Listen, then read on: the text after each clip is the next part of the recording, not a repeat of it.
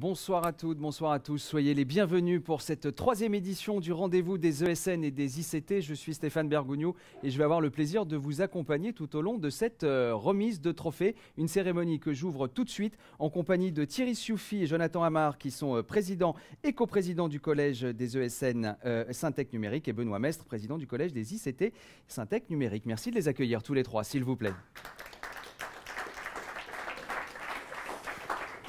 Bonsoir à tous les trois. Thierry Sioufi, on imagine que cette troisième édition aurait pu ne pas se tenir pour cause de crise sanitaire. Elle se tient évidemment dans un environnement particulier. Pourquoi vous avez souhaité finalement maintenir cette cérémonie cette année ? Effectivement Stéphane, bonsoir à toutes et à tous, bonsoir à tous ceux qui nous regardent et à notre public connecté. Merci à tous les participants restreints qui sont dans la salle pour cause de crise Covid. Mais en tous les cas, effectivement, une troisième édition qui se tient de manière un petit peu différente dans ce contexte de crise sanitaire qui n'a pas épargné les ESN, mais qui ont su se montrer résilientes, qui ont su se montrer adaptables et à l'offensive. Et c'est un petit peu ça qu'on va récompenser ce soir. Des ESN qui ont muté, des ESN et d'ailleurs des entreprises du conseil en technologie, puisque cette troisième édition accueille également les entreprises du conseil en technologie, qui ont su s'adapter. 96% des salariés de nos entreprises en télétravail, qui ont su adapter leurs offres, qui ont été très accompagnants auprès de leurs clients pour répondre aux enjeux de la crise et d'au-delà. Finalement, des ESN qui, dans cette crise, ont montré leur capacité à apporter une solution à la crise, puisqu'un certain nombre sont engagés sur les vaccins, sont engagés sur la logistique des vaccins, et puis plus largement sur la transformation des entreprises pour les accompagner dans ce qu'on appelle communément le monde de demain. Benoît Mestre, Thierry le disait à l'instant, il y a une nouveauté cette année, c'est l'intégration du collège des ICT. Qu'est-ce qui vous a motivé à faire ce choix ? Alors déjà, rapidement, une petite définition. Les ICT, c'est quoi ? Ce sont des entreprises qui travaillent sur le développement de produits qui sont vendus par des industriels. Alors dans le monde d'avant, c'était assez simple. Je vais vous donner un exemple. Avant, les entreprises d'ICT pouvaient aider des industriels à fabriquer des vélos. Bon. Ok, aujourd'hui c'est le Vélib. Donc en fait, il y a un produit et puis un service. Et aujourd'hui, c'est un usage. D'accord ? Ça veut dire quoi ? Ça veut dire qu'on va embarquer une forme d'intelligence à l'intérieur de ce produit pour être conforme en fait au service qu'on va pouvoir proposer avec. Ça, c'est un exemple simple.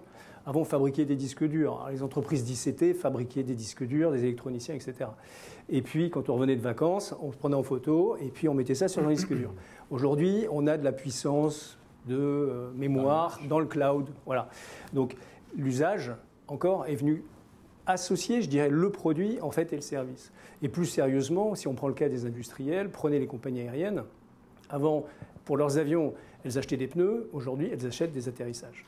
D'accord ? Donc ça veut dire qu'aujourd'hui, le produit intègre tout ce que faisaient nos camarades des ESN, et donc toute la maintenance, etc., la chaîne logistique. Le produit est une partie intégrante, ce qui vous explique en fait pourquoi aujourd'hui il est extrêmement important que les ICT en fait rejoignent les ESN, parce que finalement on travaille tous sur la transformation numérique.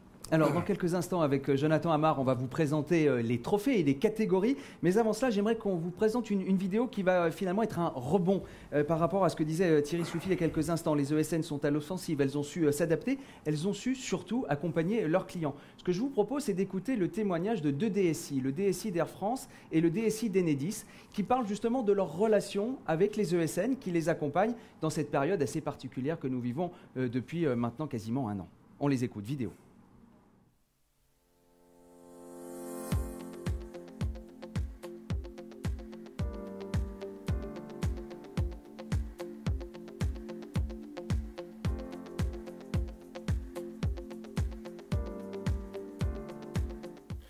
Bonjour à toutes et à tous. Jean-Claude Laroche, DSI d'Enedis. Dans la crise que nous traversons, la crise sanitaire dure, longue que nous traversons, les entreprises de services numériques qui travaillent avec nous ont su être présentes pour répondre à nos attentes et remplir leur mission. Vous avez su vous mettre à distance, travailler dans une situation de confinement difficile et vous adapter à nos rythmes. Et pour ça, je souhaiterais vous remercier. Jean-Christophe Lalanne, DSI du groupe Air France KLM. D'abord, parler un peu de cette crise terrible au cours de laquelle on a pu noter avec plaisir que les ESN et l'ensemble des sociétés de conseil et de services sont adaptives, comme on dit, ont su être flexibles par rapport à nos exigences souvent rapides, souvent brutales, dans la réduction des effectifs travaillant pour nous, dans la refonte des projets, parfois l'arrêt des projets, dans la recherche de solutions techniques efficaces pour offrir à nos employés et à nos clients des solutions digitales qui leur permettent finalement de continuer à travailler avec nous. Dans tous ces domaines, un grand merci aux ESN parce qu'on a vu qu'ensemble, on était plus forts. Voilà donc pour ces témoignages rapides de ces deux DSI d'Air France et d'Enedis, donc qui confirment évidemment ce que vous disiez Thierry, des entreprises adaptives, flexibles, mais surtout qui savent répondre rapidement aux demandes de leurs clients. Jonathan, avec vous, on va voir ce que sont les trophées. D'ailleurs, peut-être la question à ce qu'on peut se poser, c'est qu'est-ce que vous cherchez à récompenser à travers ces trophées ? Bonsoir à toutes, bonsoir à tous et bonsoir Stéphane. En fait, on a créé cet événement il y a 3 ans au sein du Syntec Numérique et on avait un objectif très simple, c'était déjà de célébrer la profession et c'était aussi de partager nos valeurs d'innovation, nos valeurs de collaboration et puis nos valeurs humaines tout simplement. Et dans ce contexte-là, on a voulu rassembler tout le monde, fédérer tout le monde, physiquement bien évidemment et maintenant virtuellement. Et dans des concepts qui sont des concepts que l'on va voir avec vous au niveau des prix que l'on va remettre. C'est ça, il y a 5 catégories. Ouais. Première catégorie, c'est la mutation digitale. Alors la mutation digitale, oui, c'est la catégorie qui va récompenser les entreprises qui ont su se transformer de manière digitale. Nos entreprises du numérique qui ont su se transformer, c'est l'un des plus gros challenges pour notre secteur d'activité. Deuxième catégorie, c'est la stratégie de croissance. Alors, la stratégie de croissance, c'est effectivement le prix qui va juger de la pertinence de croissance en matière d'augmentation du chiffre d'affaires par différents modèles, des modèles d'acquisition, des modèles de croissance organique, etc. Et qui va juger aussi de cette croissance par rapport à des secteurs d'activité qui sont visés, comme la santé, le tourisme, l'industrie, l'éducation, etc., ou bien encore des services à valeur ajoutée. La troisième catégorie, c'est la dynamique d'écosystème. C'est un prix qui met en valeur la collaboration entre pairs et la collaboration entre sociétés du même secteur qui peuvent être concurrentes, mais qui aussi ont des compétences et des collaborations, on va dire, complémentaires et qui vont faire éclore des projets extrêmement importants et dynamiques pour nos clients. Vous parliez à l'instant de compétences. Il y a des compétences, elles sont souvent dans les talents. Donc la quatrième catégorie, c'est la gestion des talents. Bon, la gestion des talents, c'est quand même pour nous le nerf de la guerre dans nos métiers. Et c'est là où on va voir des entreprises qui vont sortir du lot par rapport à une innovation sur les plans de recrutement, une innovation sur la fidélisation, une innovation sur la politique RH en règle générale. Et enfin, la dernière catégorie, c'est l'extension de la relation client. Oui, ça c'est un prix qui est extrêmement important pour nous tous, bien évidemment, puisque les clients, ce sont eux qui nous font vivre et ce sont eux qu'on a envie d'accompagner tout au long de notre vie d'entreprise. Et c'est réellement la pertinence de la collaboration entre une ESN, un ICT et un client final sur des projets qui vont être en général des projets extrêmement visibles au sein du client et extrêmement visibles en termes d'usage nouveau. Alors les plus attentifs auront noté qu'il y a 5 catégories, mais 7 trophées. Et il n'y a pas d'ex-aequo. Bon, vous avez remarqué que la table de correspondance n'était pas la même, 5-7. Pourquoi 5-7 ? Tout simplement parce qu'il y a 2 prix où l'on va remettre, en fait, où on a décidé de diviser les catégories d'entreprises en taille d'entreprise. D'un côté, les TPE, les PME, et d'un autre côté, les grandes entreprises et les ETI. Pour avoir effectivement 2 prix différents. Pourquoi 2 prix différents ? Parce que tout simplement, ce sont des tailles d'entreprises qui ont des approches différentes, notamment au niveau de la stratégie de croissance et au niveau de la gestion des talents. Donc 2 approches différentes, 2 prix différents.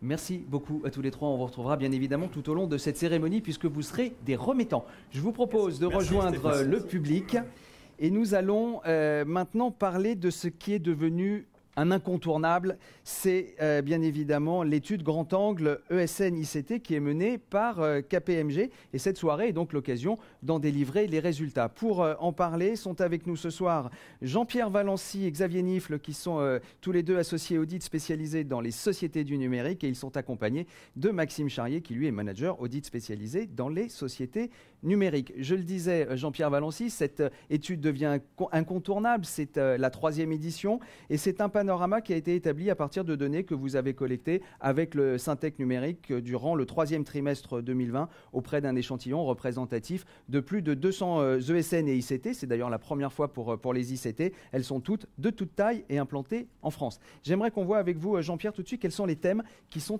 abordés cette année dans cette étude. Oui, bonsoir Stéphane, bonsoir à toutes et à toutes.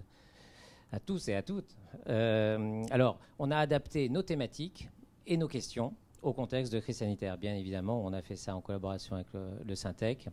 Donc, les thématiques qui sont abordées sont les stratégies de croissance et l'accès au financement qui ont permis de traverser la crise. La gestion des talents qui est évidemment au cœur des préoccupations des ESN et des ICT. La dynamique d'écosystème, Jonathan en parlait, et cet esprit de collaboration et de partage entre les ESN et les ICT au sein de ce secteur large. Et enfin, la mutation digitale qui s'est accélérée à l'occasion de cette crise sanitaire. Alors tout au long de cette cérémonie, nous aurons l'occasion de vous donner en détail les éléments de cette étude par catégorie, par thème. Donc sans aller trop loin, peut-être nous donner quelles sont les tendances générales qui se dégagent de cette étude. Bien sûr. Alors ce qu'on peut dire, je vais dire une vérité, les ESN et les ICT ont été confrontés à cette crise. Elles ont dû faire preuve de réorganisation, d'agilité pour y faire front. Et donc, je vais dire le premier renseignement, il y en a 3. Voilà. Mais le premier, c'est l'agilité qui ressort de cette enquête. Le second, c'est la résilience. Et le troisième, la confiance. Alors pourquoi l'agilité ? Parce que les ESN et les ICT ont dû se réorganiser pour poursuivre leurs activités, pour permettre à leurs clients de poursuivre leurs activités. Elles ont été clés dans ce domaine, mais aussi pour proposer de nouvelles offres, de nouvelles solutions ou repositionner des équipes sur des secteurs différents. La résilience, dans l'ensemble, je dirais, les ESN et les ICT ont passé cette crise, qui n'est pas totalement finie, avec plus ou moins de succès, en ayant recours aux dispositifs publics de soutien à l'économie, mais toujours avec un esprit de responsabilité vis-à-vis de leurs collaborateurs. Et ça, c'est un point absolument clé pour ce secteur. Donc, enfin, la confiance. Et pourquoi la confiance ? Parce que ce qui ressort de l'enquête, c'est quand même la lame de fond de la mutation digitale. Et que ce soit les ESN ou les ICT, dans leur domaine de compétences, la transformation des organisations, des processus ou l'offre produit de leurs clients, elles y contribuent très largement. Et donc, elles ont un bel avenir devant. Voilà, donc 3 mots à retenir, l'agilité, la résilience, la confiance. Et on se disait que si on prenait la première lettre de chaque mot, ça faisait ARC. Et on peut se dire que les ESN et les ICT ont utilisé leur ARC pour taper des flèches dans les bons business. Voilà, c'était le petit mot qui pouvait accompagner les éléments que vous nous donniez à l'instant, Jean-Pierre. Allez, il est temps de mettre fin au suspense et de vous révéler le palmarès 2020 des trophées des ESN et des ICT. On l'a dit à l'instant avec Jonathan, 5 prix, 7 trophées. Je rappelle qui étaient les jurys, les 3 administrateurs qui étaient avec moi sur scène il y a quelques instants, Thierry Sioufi, Jonathan Amar et Benoît Mestre, Xavier Nifle et Jean-Pierre Valency de chez KPMG, Patricia Béchu qui est responsable des relations extérieures à la direction commerciale des branches de Malakoff Humaïs, Abbas Jobo, secrétaire général de EFI Group et enfin Bruno Rémy, le président de S4S Payroll Management. Leur vote comptait pour 30% de la note globale. Les 70% autres viennent du vote du public, un vote du public qui s'est déroulé du 15 au 22 janvier, un vote via une plateforme dédiée et sécurisée. Et il y a eu plus de 1000 votes notés sur cette plateforme. Donc je crois qu'on peut applaudir toute l'organisation mise en place pour cela. On va donc passer à la remise des prix. Nous avons tout organisé pour être dans le respect des mesures sanitaires. Vous pourrez le noter, donc les gens sont masqués dans la salle, se démasqueront au moment de prendre la parole ici sur scène. Il y a du gel hydroalcoolique et personne ne touchera le trophée excepté celui qui le recevra. Voilà, tout est dit. On ouvre tout de suite cette remise de prix avec le trophée qui récompense la mutation digitale. Et donc je me retourne vers Xavier Nifle pour avoir, Xavier, les grandes tendances qui se dégagent de cette étude sur la mutation digitale. Un chiffre marquant, Stéphane, c'est 68%, il va s'afficher sur votre écran, des ESN et ICT qui ont su profiter de la crise et notamment de la période de confinement pour accélérer ou déclencher leur propre mutation digitale. Alors en 2020, la mutation digitale passe avant tout par l'innovation process. Alors l'innovation process, c'est l'optimisation des processus internes des entreprises du numérique. Et je pense tout particulièrement à l'exécution des contrats clients. Alors, quant à l'amélioration du bilan RSE, il n'a pas été négligé, bien au contraire, puisqu'il constitue le deuxième engagement majeur de la transformation de la profession. Voilà. Alors, comment ça se concrétise ? Pour plus de 80% des entreprises du numérique, la mutation digitale intègre des valeurs sociales, sociétales, environnementales, mais également des valeurs d'inclusion, éthique et de diversité. On peut donc dire que 2020 aura été, sur certains aspects, plutôt bénéfique. Merci Xavier, merci beaucoup. Et pour remettre ce trophée, j'accueille Bruno Rémy, le président de S4S Payroll Management. Merci de l'accueillir, s'il vous plaît. Bruno Rémy, merci beaucoup d'être avec nous ce soir pour remettre ce trophée de la mutation digitale. Petit rebond sur ce que vient de dire Xavier, parce que vous êtes, vous, un pure player, donc j'imagine que la mutation digitale des entreprises, ça vous intéresse au premier chef. Bonsoir à tous. Nous, on est particulièrement contents de remettre ce prix parce que le digital fait partie de notre quotidien et de notre ADN depuis l'origine. Notre métier consiste à analyser les données de paye des entreprises, en mesurer tous les écarts. Dieu sait que dans l'actualité constante et fournie qui a été celle de la crise sanitaire et pas que, il y a matière à faire. Donc notre travail consiste dans des délais contraints avec des normes sécurisées à faire ce travail d'optimisation et de sécurisation. Donc on est particulièrement content d'être le témoin de ce prix, puisque pour nous, le digital, c'est absolument essentiel. Et encore une fois, c'est notre quotidien depuis toujours. Et voilà. Nous sommes ravis que vous soyez avec nous ce soir. Nous avions donc 2 nominés dans cette catégorie de mutation digitale. Il y avait DocaPost et OpenMinded, qui est le lauréat. Je vous laisse le soin d'ouvrir l'enveloppe et de nous révéler le nom du lauréat. Alors, afin d'être bien entendu, il s'agit de DocaPost. Voilà, et nous avons le plaisir d'accueillir Frédéric Dufaux.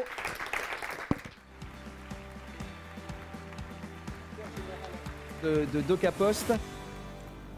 Avant de vous donner la parole, ce que je vous propose, c'est que l'on regarde une petite vidéo qui présente DocaPost et surtout qui explique pourquoi vous avez souhaité concourir et candidater.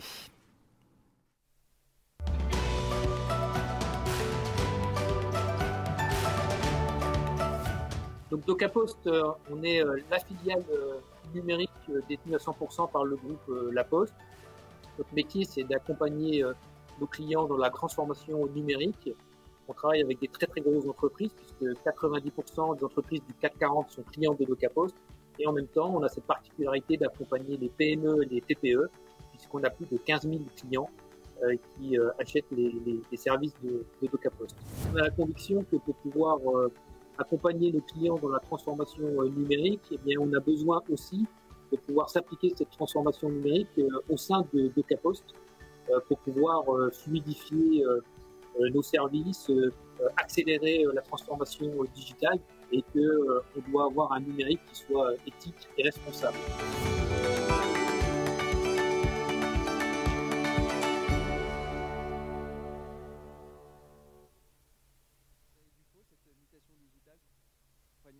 Pour vos clients, et puis vous l'avez fait également pour vous-même. Tout à fait, et je voulais simplement remercier nos 23 000 clients qui nous ont fait confiance et qui continuent de nous faire confiance, nos 6 500 collaborateurs, puisque notre credo chez DocaPost, c'est la symétrie des attentions. Eh bien écoutez, on va faire une symétrie des attentions, vous allez prendre votre trophée et puis allez vous positionner pour une photo. Voilà, il y a des marques qui sont au sol, on respecte la distance, voilà, physique, merci beaucoup, et on peut encore les applaudir s'il vous plaît. pour ce trophée. Merci à tous les deux. Je vous propose de retourner dans le public pour suivre la suite de cette remise de trophée. On va passer maintenant à la stratégie de croissance. Maxime Charrier, quels sont les points saillants que donne l'étude KPMG sur ce sujet de la stratégie de croissance? Oui, merci Stéphane. On peut faire ressortir... Ah, je crois qu'on a peut-être un petit souci de micro. 1, 2, oui, c'est bon, parfait, allez-y. Merci Stéphane. Donc, on peut faire ressortir deux grands constats de cette enquête sur la partie stratégie de croissance. Le premier, et ce n'est pas une surprise, c'est que les crises sanitaires et économiques ont eu un impact sans précédent sur ces stratégies. Finalement, 2/3 des ESN et ICT ont vu leur chiffre d'affaires diminuer en 2020, et ce notamment en raison de l'effet de surprise du premier confinement. Alors, ceci étant dit, il y a quand même des points positifs, et c'est le deuxième constat, on en parlait en introduction, c'est que les ESN et ICT ont su faire preuve d'agilité et adapter leur manière de fonctionner.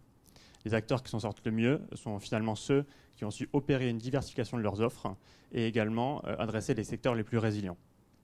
Donc sur ces secteurs, l'étude montre que depuis le premier déconfinement, ceux qui ont connu une dynamique la plus forte sont le secteur des TMT, les secteurs de la santé et des services financiers.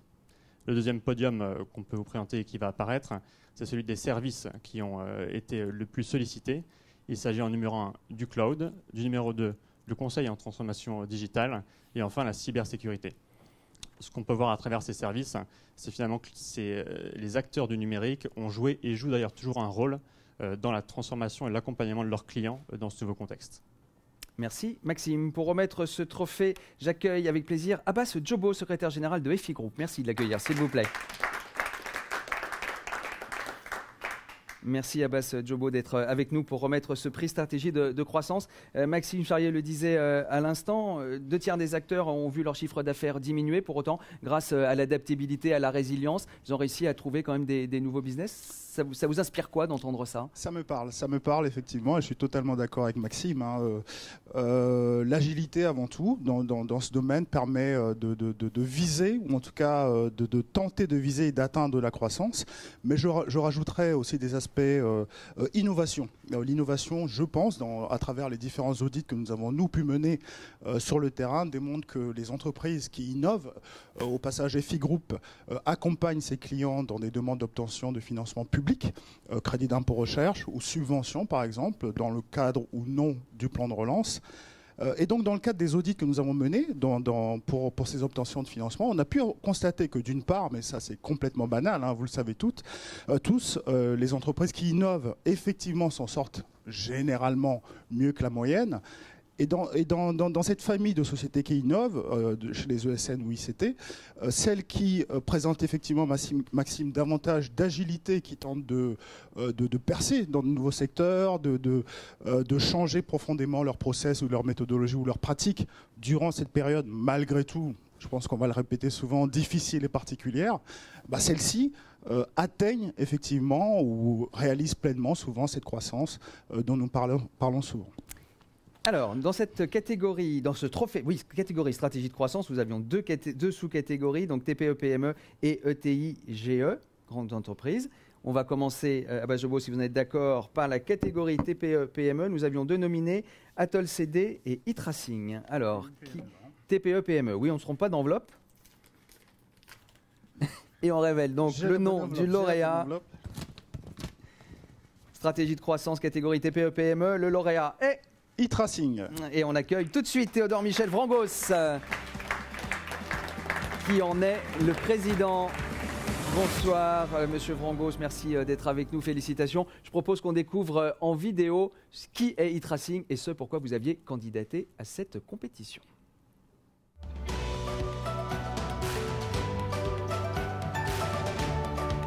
Je suis Théodore Vrangos, je suis le cofondateur et le président d'e-Tracing. C'est une société de services dans la cybersécurité. Je pense que nous sommes une société de services. Ce qui manque dans la cybersécurité aujourd'hui, c'est une prestation indépendante, une prestation d'expertise. Ce ciment-là, c'est du jus d'intelligence concentré, c'est de la prestation intellectuelle et c'est extrêmement important de l'amener de manière adaptée à nos clients et de manière experte. Et c'est pour ça que nous avons eu la croissance que nous avons eue, qui est passée de 20 millions en 2017 à 45 millions en 2020.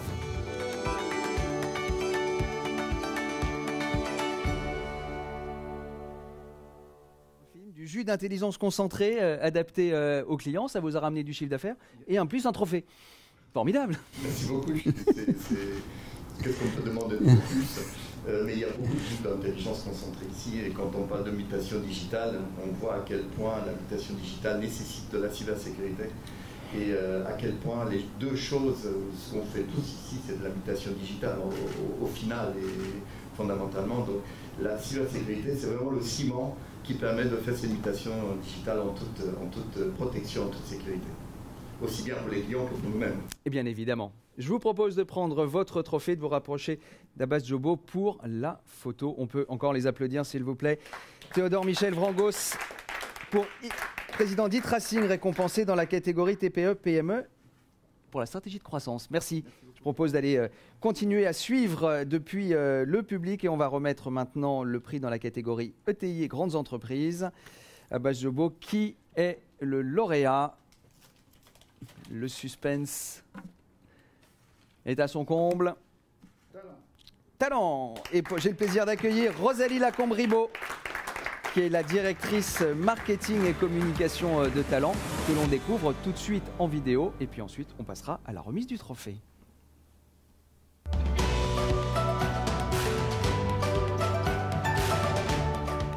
Bonjour, je suis Philippe Cassoula, je suis cofondateur de Talent et j'en assure la direction générale. Talent est une entreprise qui conseille, accompagne et met en œuvre la transformation digitale de ses grands clients en s'appuyant sur les leviers technologiques de la data, c'est-à-dire le big data, le cloud, l'intelligence artificielle, l'IoT, la blockchain. C'est dans une année si particulière que nous avons aussi réussi à préserver l'intégralité de nos emplois tout en faisant un usage très responsable du levier activité partielle mis à disposition par l'État. Et nous avons recruté en CDI plus de 482 personnes. Nous avons aussi réussi à faire rentrer au capital de Talent un fonds d'investissement de premier plan, Towerbrook, qui va nous donner les moyens d'assurer cette croissance et atteindre notre objectif, c'est-à-dire tripler sous 5 ans.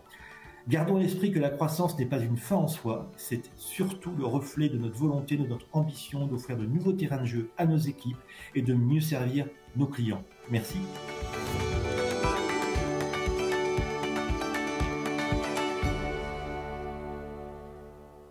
Ribaud, merci d'être avec nous ce soir. On entendait beaucoup de recrutement, un accompagnement de croissance grâce à un fonds d'investissement. C'était une belle année.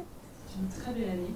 Et en plus, encore un trophée. Et encore un trophée. Non, on est vraiment ravis parce que c'est un contexte particulièrement difficile pour nous tous, inédit en tout cas. On a parlé de résilience, on a parlé de s'adapter, d'agilité, on a parlé de confiance.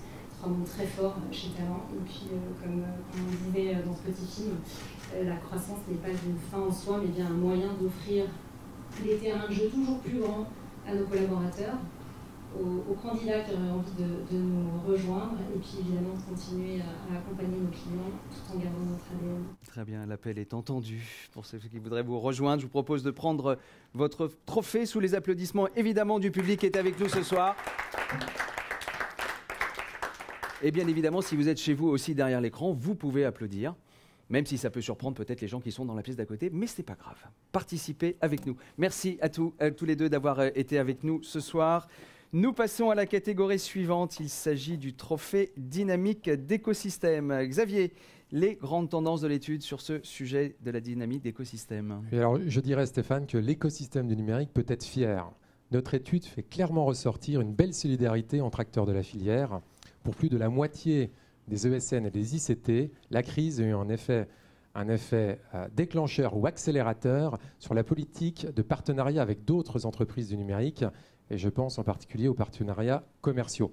Alors pour les petits acteurs, c'est l'opportunité de s'ouvrir sur des marchés jusqu'alors inaccessibles. Quant aux grands fleurons français, c'est la possibilité d'enrichir leur offre avec des compétences et des expertises très pointues. Pour remettre ce trophée, j'ai le plaisir d'accueillir à nouveau Jonathan Amar, coprésident du collège ESN Syntec Numérique. Jonathan qui me rejoint. Sur ce sujet, Xavier disait à l'instant, et ça pourrait presque paraître étonnant, que pour plus de la moitié des ESN et des ICT, la crise a eu un effet accélérateur, déclencheur de partenariats. C'est plutôt bon signe. C'est bon signe, mais ce n'est pas une surprise. Au sein du Syntec Numérique, on a près de 2000 adhérents. Je pense qu'on on a le gène déjà de la solidarité, du partenariat. On a fait beaucoup de partenariats commerciaux. On a conjugué les talents des petites entreprises, des moyennes entreprises. On a toutes sortes d'entreprises chez nous, des ESN, des ICT, des startups, des éditeurs. On collabore tous les jours. Donc effectivement, il y a une accélération, c'est clair, mais c'est dans le sens du vent, c'est dans le sens de l'histoire. Alors, nous avions 2 nominés pour cette catégorie dynamique d'écosystème. Et ce sont à chaque fois évidemment des duos. Le premier duo, c'est Scaler, accélérateur de start-up d'Atos, en compagnie de United Biometrics. Et le deuxième duo, ce sont des systèmes et des hommes avec Access Inclusive Tech. Jonathan, on prend l'enveloppe, on décachette l'enveloppe, on maintient le suspense et on annonce le nom du lauréat dans cette catégorie dynamique d'écosystème. Et il s'agit... Waouh! Ah, je l'avais pas dans mes fiches, ça, waouh. Il s'agit d'Atos et de United Biometrics. Et donc j'ai le plaisir d'accueillir Isabelle Varnier, directrice de Scaler, l'accélérateur de start-up d'Atos. Elle est accompagnée de Christopher Richard et Yves Chemla, qui sont les cofondateurs de United Biometrics. En attendant qu'ils aient fini de se mettre du gel sur les mains, on les découvre en vidéo.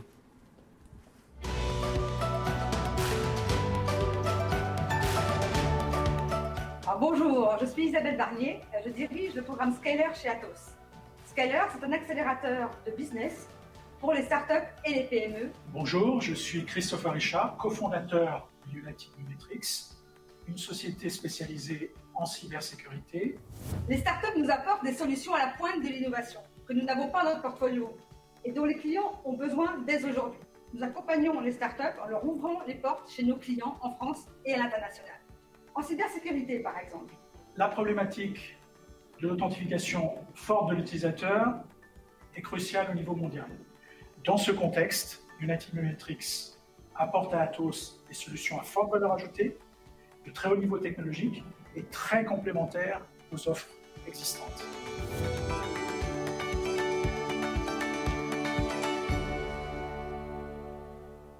Isabelle Varnier, j'imagine évidemment votre fierté à recevoir ce prix ce soir, qui témoigne donc de cette capacité de grands groupes à travailler avec des startups.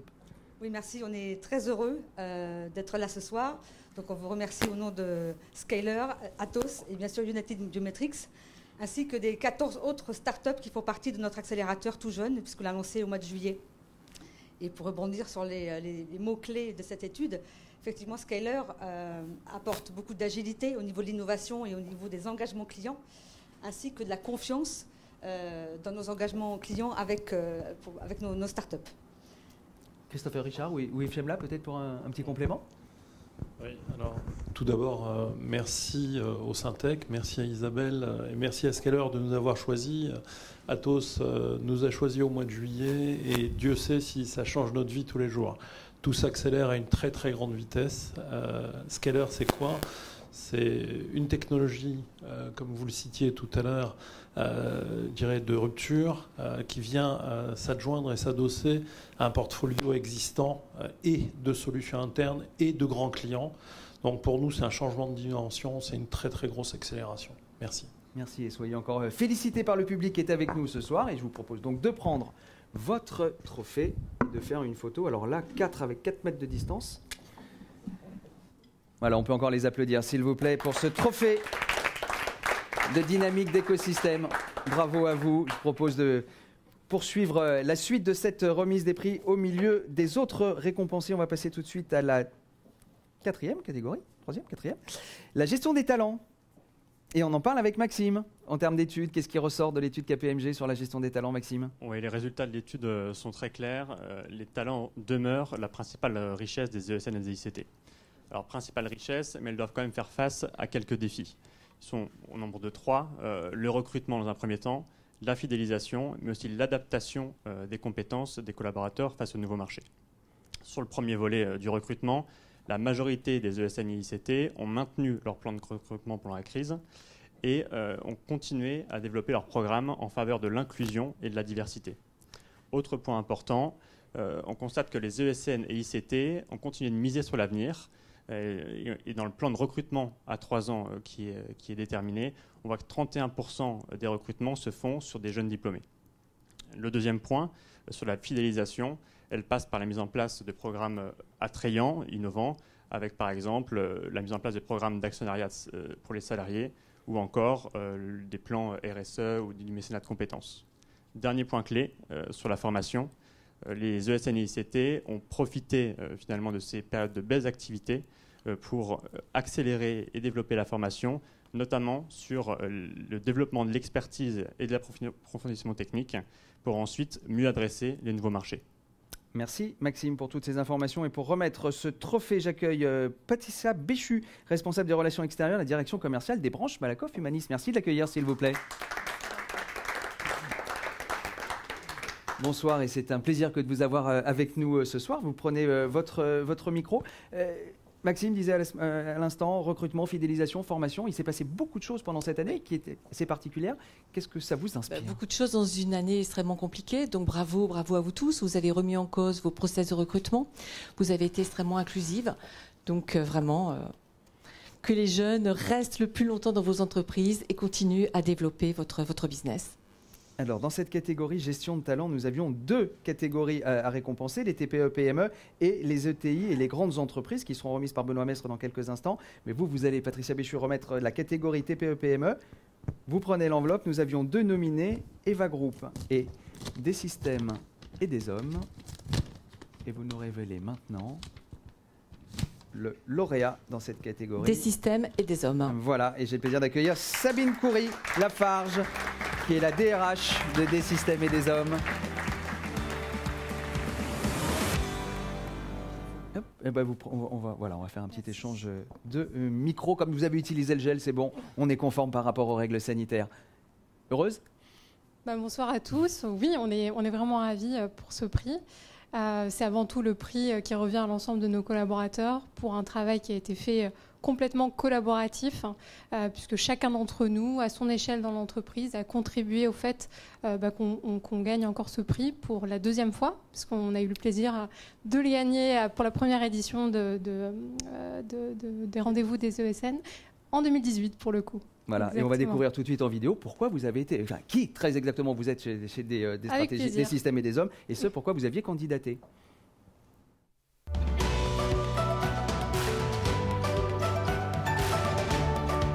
Chez Des Systèmes et des Hommes, on accompagne nos clients dans la digitalisation de leurs fonctions de support, aussi bien RH que finance d'entreprise. Et aujourd'hui, on est 230 collaborateurs. On a fêté nos 30 ans en 2020. Ce qui nous tient à cœur, c'est de pouvoir partager cette croissance, cette ambition de croissance avec nos collaborateurs. Par exemple, par rapport à la crise qu'on a tous connue ces derniers mois, en renforçant le management de proximité, en accompagnant aussi nos collaborateurs qui sont retrouvés au chômage partiel, en maintenant les salaires à 100%, mais également en les formant.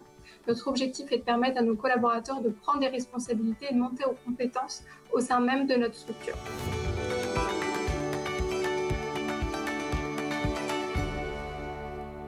Et voilà, donc vous allez pouvoir prendre ce trophée et le partager avec l'ensemble des collaborateurs. Et ça prouve tout l'accompagnement que vous avez pu faire tout au long de cette année. Merci beaucoup. Merci et bravo, on va faire la photo.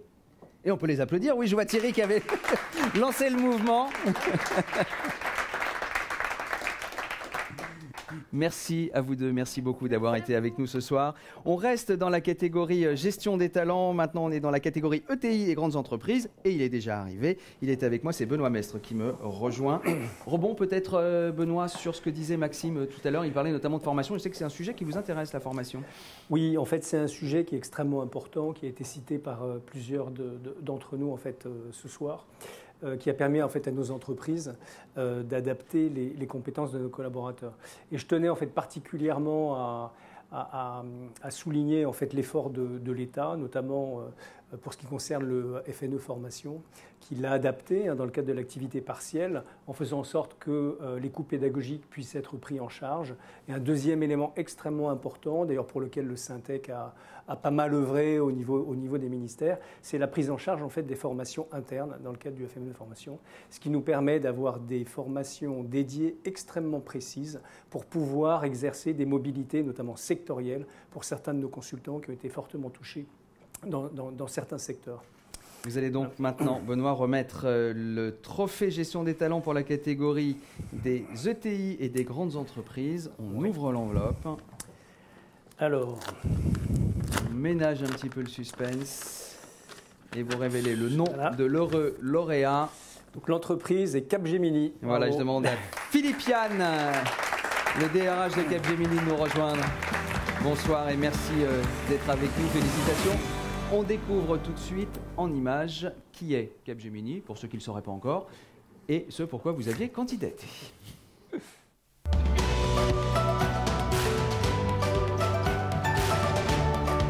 Capgemini, c'est 270 000 employés dans le monde, répartis dans 50 pays. En France, c'est plus de 25 000 collaborateurs dans 25 villes. On est une société de prestations intellectuelles, donc notre positionnement marché, il est directement lié à la compétence de nos collaborateurs. On pense chez Capgemini que chaque manager doit être formé aux meilleures pratiques du management. Donc on a monté des cursus à leur destination avec des acteurs de formation de premier plan. Et il est en train d'être formé plus de 8000 personnes à ces techniques de management. L'initiative la plus emblématique sans doute, c'est qu'on a révolutionné l'existant en laissant à chacun les manettes de sa propre évolution, en passant d'un système d'évaluation classique annuel à une validation en continu des compétences pour nos populations les plus jeunes. Et nous voyons les effets sur la rétention de nos plus jeunes consultants.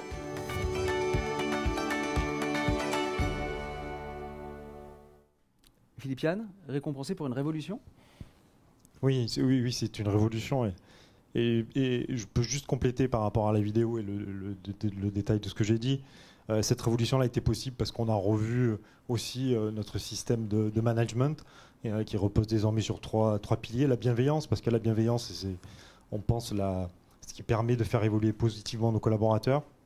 L'écoute en continu, et tous nos managers aujourd'hui pilotent leurs équipes, ou la plupart de leurs équipes à distance. Et c'est devenu crucial dans la gestion des équipes. Et la troisième, c'est la culture du feedback.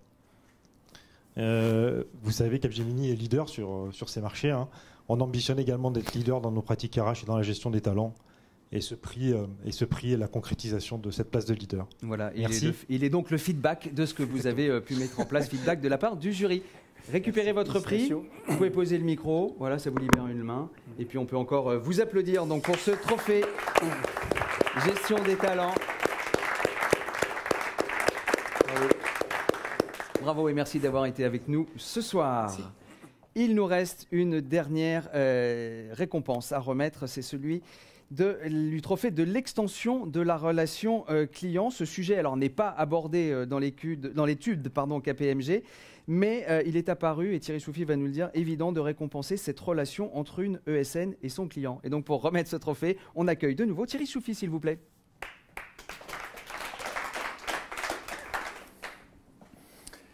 Eh bien, important, cette extension de la relation client. Moi, c'est un prix que j'aime beaucoup parce que c'est le prix de l'inclusif, c'est le prix du participatif. C'est, si j'osais, et on est entre nous ce soir, c'est le prix de l'amour de son client. Et donc finalement, ça démontre bien que derrière chaque projet, chaque transformation, il y a toujours une ESN, une entreprise de services numériques, il y a toujours une entreprise de conseil en technologie. Et c'est ça, la plus belle récompense. Et je crois que maintenant, on va pouvoir savoir qui est le lauréat. Exactement. Alors, normalement, je devais parler d'un duo, mais puisque vous parlez d'amour du client, je vais parler d'un couple, alors. Nous avions donc deux nominés. Premier couple, VO2 Group avec PCIS LVMH. Et le deuxième couple, c'était C2S Bouygues et Comines. Thierry, qui est l'heureux lauréat. C'est un beau duo. Je pense que mes deux filles, Clémence et Caroline, vont être très très jalouses du prix, puisque je vais annoncer VO2 Group et PCIS LVMH. Voilà, et on a le plaisir d'accueillir Nicolas Branly, le DG de VO2 Group, donc qui est une marque qui plaît à vos deux filles. Visiblement, oui, c'est exactement ça. C'est exactement ça. Allez, on découvre tout de suite en images qui est VO2 Group et pourquoi ils ont été récompensés, enfin surtout pourquoi ils avaient candidaté.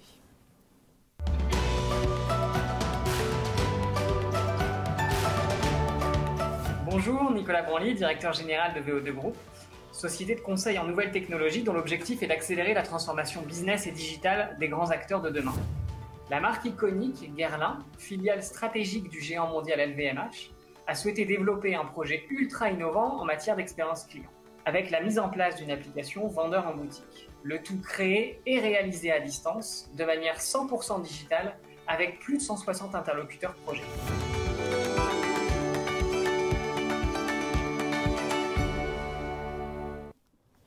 Alors, bonsoir Nicolas Branly. Bonsoir.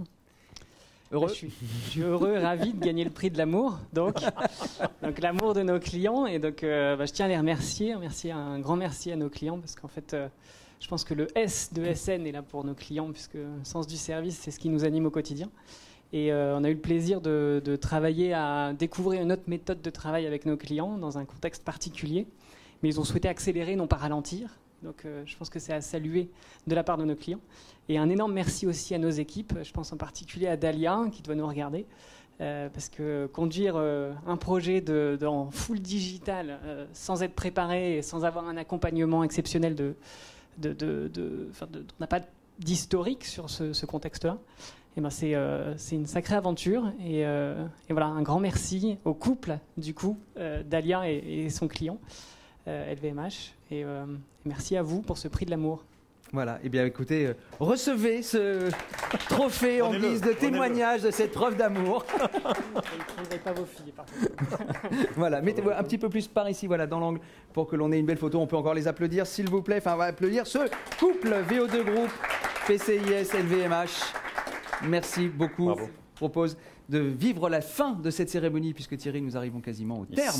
Il semblerait que nous soyons quasiment à la conclusion de cet événement. Et je vais demander à Jonathan Amar et à Benoît Mestre de nous rejoindre de nouveau pour la conclusion de cette cérémonie. Allez, mes complices, mes compères. On a entendu beaucoup de choses ce soir, Thierry, ce que vous avez pu vous exprimer, ce que les remettants et les lauréats ont pu exprimer, capacité d'innovation. On a beaucoup parlé de solidarité, on a parlé de confiance. Je vais m'arrêter là dans le verbatim. Si vous aviez 2-3 mots à retenir de ce que l'on s'est dit ce soir et des enseignements pour l'avenir, quels seraient-ils ? Écoutez, j'ai l'impression que ce soir, il y a quand même un mot qui est ressorti très souvent, c'est agilité, adaptabilité. Et je dirais que ce soir, on a probablement compris que le numérique faisait partie de la solution et était une partie de la solution du moment que nous traversons. En tous les cas, plus que les solutions technologiques, elles étaient bien présentes ce soir, il y a toutes les solutions sociétales, tout l'apport de valeur sur la décarbonation, sur la transformation numérique des villes, sur la participation citoyenne de nos concitoyens. Et donc on voit bien que le numérique, dans son ensemble, entreprise de services du numérique, entreprise du conseil en technologie, apporte de la simplification, apporte de l'inclusif, apporte du participatif. Et je dirais que globalement, on sent que le monde de demain est déjà là avec les ESN et les ICT. Jonathan. Moi, je dirais que si je devais caractériser un peu tout ça, bon, déjà, j'ai rechargé mes batteries ce soir, donc c'était assez... C'était d'une fraîcheur. Il y avait beaucoup de fraîcheur dans cette soirée, dans les projets qu'on a vus et avec les invités qu'on avait. Donc merci pour ça déjà. Et ensuite, je dirais qu'on peut parler d'intensité, d'une part, de développement et puis de mutation. Intensité, pourquoi ? Parce que je pense qu'on a vécu une intensité extrêmement forte avec nos clients et nos collaborateurs, donc en interne et en externe. Au niveau développement, tout simplement, on a eu des développements majeurs, effectivement, qui sont des développements de nos offres et des développements avec nos clients sous d'autres formats, d'autres formes. Et puis au niveau de la mutation, je crois qu'on a tous vécu des mutations énormes en termes des modèles de vente, modèles d'organisation, des modèles de travail, tout ça dans un monde en pleine ébullition, pour nous en tout cas. On a su faire face, on a su être présent, donc c'était déjà très challenging comme année 2020. Et je pense que l'année 2021 va être encore plus challenging, avec notamment le grand sujet de la transformation, bien évidemment, et tous les sujets qui nous intéressent dans les nouvelles offres et les nouvelles activités qu'on va pouvoir connaître et offrir à nos clients. Benoît, quels sont pour vous les 2 mots qui peuvent caractériser ce que l'on s'est dit et les enseignements qu'on peut en tirer ? Alors, je vais avoir un petit mot un peu particulier tout de même pour les entreprises d'ingénierie et de conseil en technologie qui ont été très, très fortement en fait touchés, notamment sur le secteur aéronautique et puis peu de temps avant sur le secteur automobile. Donc ce qui va caractériser la forte résilience en fait de ces entreprises, c'est la mobilité sectorielle. C'est quelque chose qui a été mis en place, donc nos entreprises ont été agiles. Il y a aussi beaucoup de SN bien sûr qui ont été touchés par le secteur aéronautique, mais franchement il y a une mobilité sectorielle très très forte et avec un accompagnement en formation, en reconversion, on a réussi à avoir parfois des ingénieurs, mécaniciens, qui ont pu basculer en fait sur les métiers du numérique. Voilà, donc l'année 2021, j'espère pour tous les collèges, sera une année extrêmement dynamique. Thierry, avant de nous quitter, nous remettions cette année les trophées 2020. Il y aura une édition 2021 aussi en 2021. Ah, suspense. Qu'est-ce qu'on répond à cette question? Mais oui, bien sûr, il y aura un 4e trophée des ESN et des ICT en 2021 pour récompenser le bel élan que nous avons vu ce soir. Donc rendez-vous, vous pouvez commencer à préparer vos dossiers. Je voudrais d'ailleurs à cette occasion remercier nos partenaires. En premier lieu, bien sûr, KPMG, vous le savez, vous ne le savez pas, mais ils travaillent dans l'ombre des mois et des mois pour préparer et analyser ces dossiers. Et ils font un travail formidable, plus l'étude, bien sûr, que je vous recommande de lire maintenant en détail. Elle est publiée ce soir sur le site. Je voudrais également remercier nos autres partenaires. Alors Malakoff Humanis. Voilà. FI Group, merci. Et SO4 qui nous rejoint.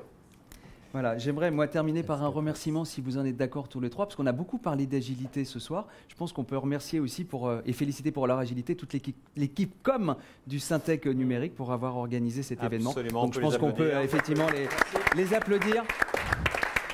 Ils ont fait un boulot de reconversion de l'événement incroyable. Exactement, parce qu'on peut le dire, nous avons su être agiles aussi, et je n'y croyais pas forcément au départ, puisqu'on s'était donc fixé pour objectif, puisqu'évidemment les règles de couvre-feu de finir à 18h, il est moins 10, donc on va en plus pouvoir profiter un petit peu de temps entre nous avant de partir pour le couvre-feu. Voilà. Et je pense qu'on peut avoir un mot pour Stéphane, qui a été notre formidable animateur ce soir.